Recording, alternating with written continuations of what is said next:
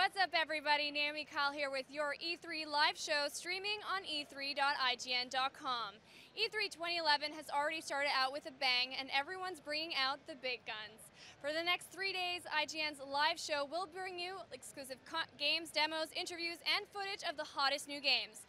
There's a ton to see, so let's get the party started with a little small game called Mass Effect 3. Let's now throw it over to IGN's Hillary Goldstein and see how Commander Shepard is doing. Thanks, Naomi. So we are here to check out Mass Effect 3. We're actually going to get 2 demos today. We're going to get to see combat for Mass Effect 3 and learn how that's changed from Mass Effect 2. And we're going to kind of get to see the big scale battles and the threat that's coming to Earth in Mass Effect 3. And we're here actually with Casey Hudson, executive producer on Mass Effect 3. Casey, what can you tell us to expect? What can we expect from this combat demo? Well, we're going to start in just one of the worlds you'll visit. You know, it's Mass Effect, so you're going to go to a lot of places in the galaxy. We actually showed yesterday some of the bigger moments at the stage demo. We're actually going to put you in the same space as Reapers, you know, these mile-high, super intelligent starships. So there's lots of really huge moments, but there's also just the intense third-person shooter combat, which is a big part of Mass Effect 3. So we're going to show that right here. Cool, let's jump into it. So can you explain where are we right now when we land in here? Well, Mass Effect 3 is really all about a galactic war.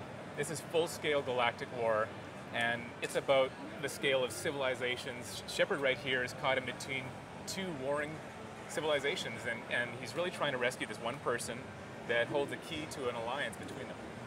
Well, and you know, in Mass Effect 2, it was all about finding a party for a suicide mission and sort of gaining their loyalty, but the scale is much bigger this time around, right? These aren't just party members that you're trying to gain, it's the loyalty of what, entire races? That's right. You know, a lot of the fun with this story in particular is we literally are thinking about the biggest story we could possibly tell. And that's why it's great for new players to jump into is, you know, we knew from the beginning that we're telling a trilogy story.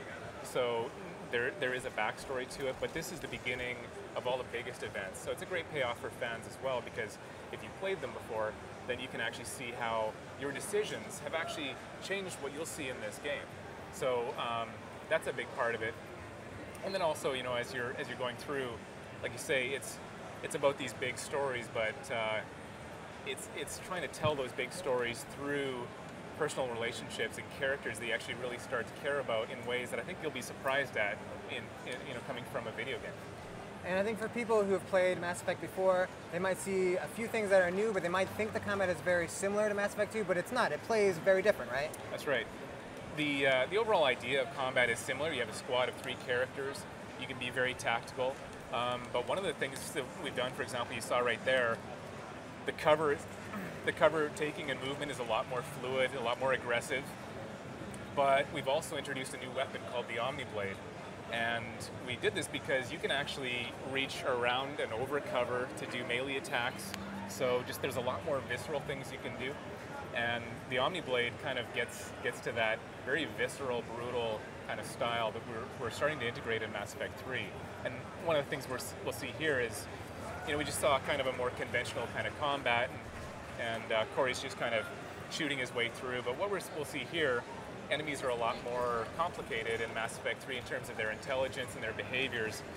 The cool thing about this is that because you have a squad of characters and because you have powers, the existing tactics of the way a Mass Effect game plays works so much better with enemies that are smart. For example, that guy there who advances with a shield, you might have seen that in a first-person shooter, but when you have a squad, suddenly flanking a guy like that really makes sense, because you can literally tell your team to be at one side of the level, run around, you know, behind a wall, and you are literally flanking them on purpose in a very real way. Or even powers like biotics. You can get Liara to rip that shield right out of his hand by saying pull, or you can get Garrus to do his concussive round, and it'll literally blast the shield back, and the guy will stumble, and then you can get in some shots. So all the tactics really work when you have more complicated enemies. And this is the Krogan princess, right, that you're trying to rescue? the supposed Krogan princess.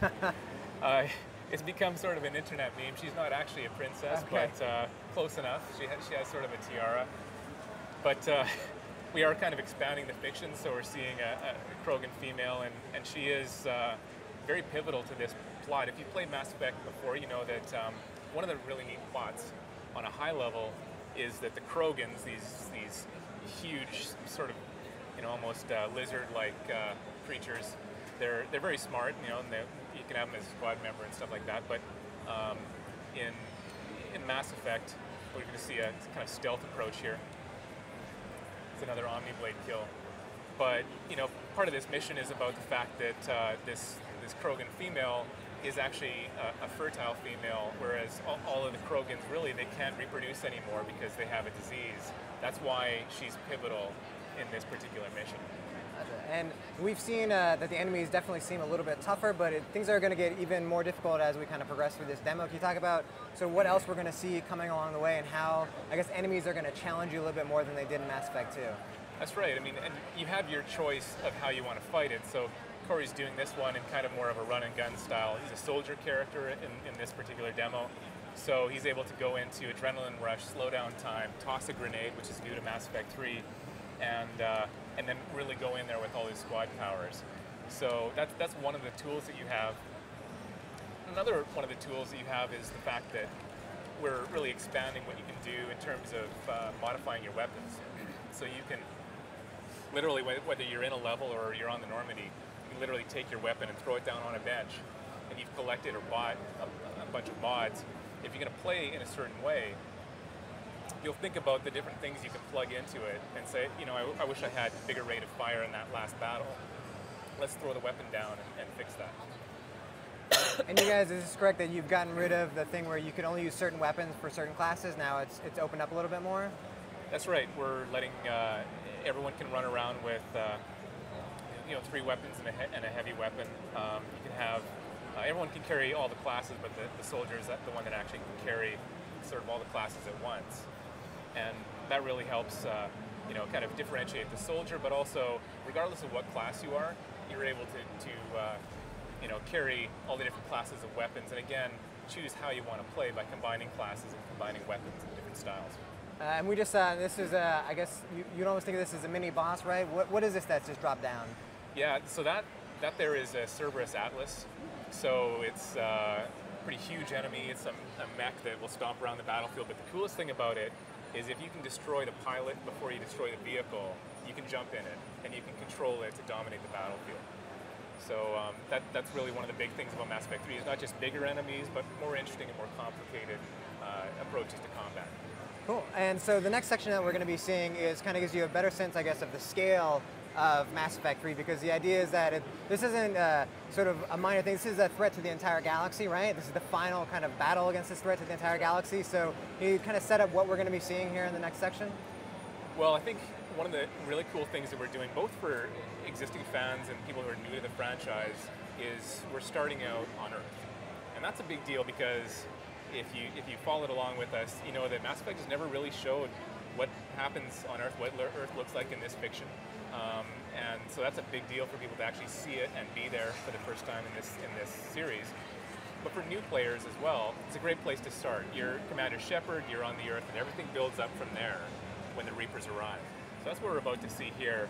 And one of the big things that this shows too is just the fact that Mass Effect 3 is about a galactic war. So everything that you're going to see is on such a bigger scale than we've ever done before in this series.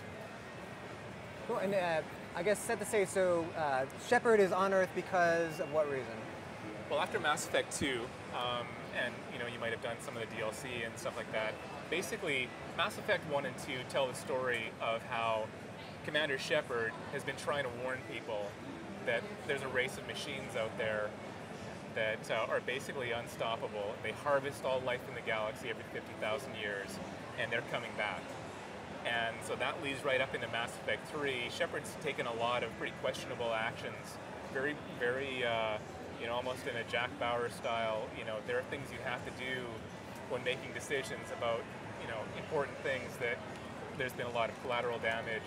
So basically, Shepard is on Earth in hearings about previous actions. And again, if you've played before, the game knows what those actions would have been. But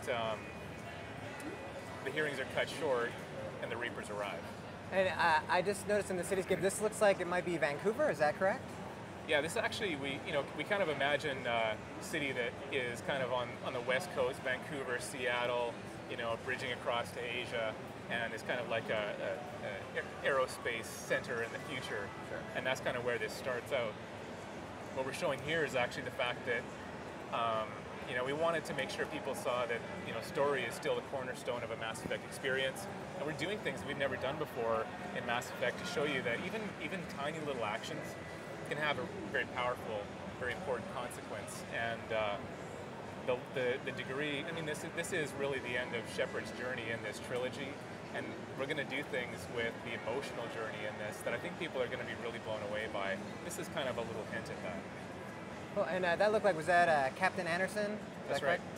And he can actually be in your squad now, is that correct? That's how it looked like from the trailer. Captain Anderson's running around with you at the beginning of the game on Earth, and so that's what we see here. And he's kind of an example of how, we've built up this fiction that a lot of people love, a lot of the big storylines, and even the small storylines. People ask about minor characters, are they coming back, and stuff like that. So we're able to have a lot of fun with the big characters and the small characters, and just really bringing all of this stuff to resolution. Gotcha. And can you talk maybe a little bit about how some of the bigger decisions I've made in Mass Effect 1 and 2 might affect even kind of the opening level for Mass Effect 3? Well, I think one thing that we're going to see right up ahead is one of the first people that you'll meet is either Ashley or Kaidan. But if you played Mass Effect 1, you know that only one of them can survive Mass Effect 1.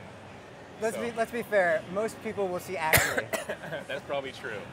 Yeah, there's some love for Kaidan out there, but not a lot.